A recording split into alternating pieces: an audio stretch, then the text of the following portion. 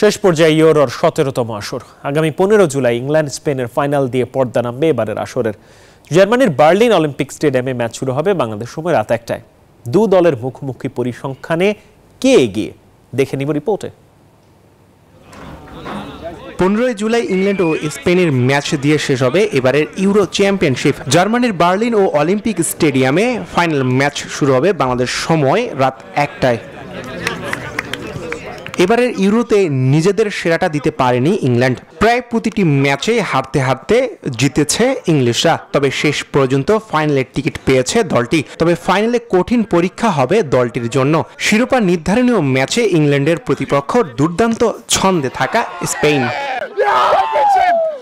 যদিও দুই দলের পরিসংখ্যানে এগিয়ে ইংলিশরা। 27 ম্যাচে ইংলিশদের 14 জয়ের বিপরীতে স্পেন জিতেছে মাত্র 10টি, বাকি 3টি ম্যাচ ড্র।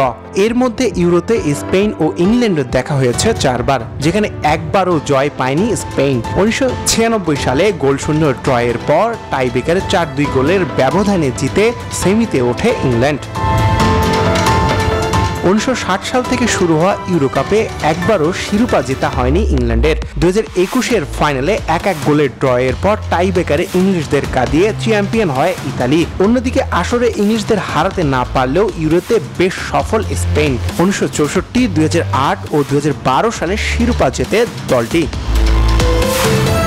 এবারের ইউরোতে ইংল্যান্ড খেলেছে মোট 6টি ম্যাচ, যেখানে তারা 7 গোলের বিপরীতে হজম করেছে 4 গোল, 5 জয়ের বিপরীতে ড্র 2টি। অন্যদিকে সমান সংখ্যক ম্যাচে স্পেন জিতেছে সব কয়টিতে। আসরে কোনো ড্র করেনি দলটি। গোটা আসরে বিপক্ষ দলকে দিয়েছে 13টি গোল, হজম করেছে মাত্র 3টি।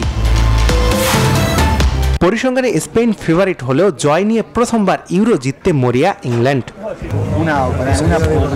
আসমাউল মুত্তাকিন, নিউজ 24।